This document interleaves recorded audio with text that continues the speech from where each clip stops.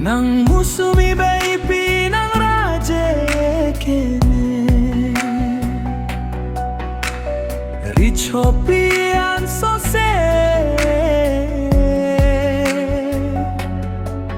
Chetlo aturla son ng raje kene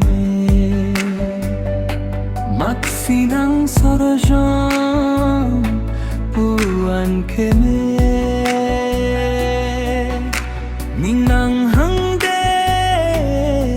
ne sami musumi ng panke Richo piat henglo ng raje keme Matsining ng hanghare Abang do Jilang ng pan Hiyang pan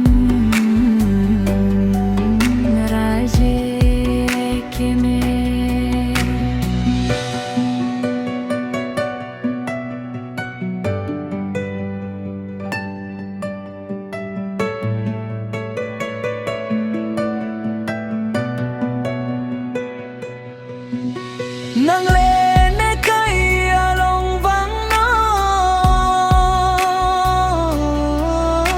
Vang raning nang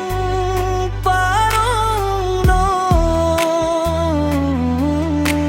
Nang joy ne ang song kedo Ake klolong so vai dam bet po vai dam sinang pipo ang song kedo Aheklo longso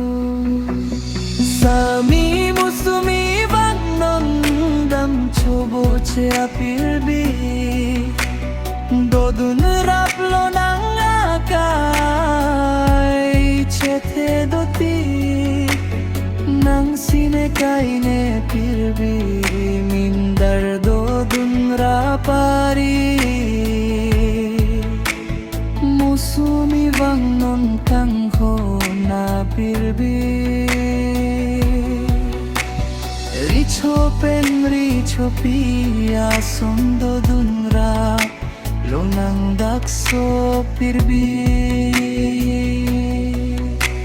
Sai musumi ng raje ke kangti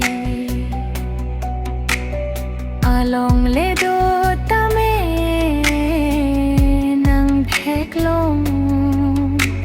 Macar pensi tame nang raje keme Sami musumi richo pila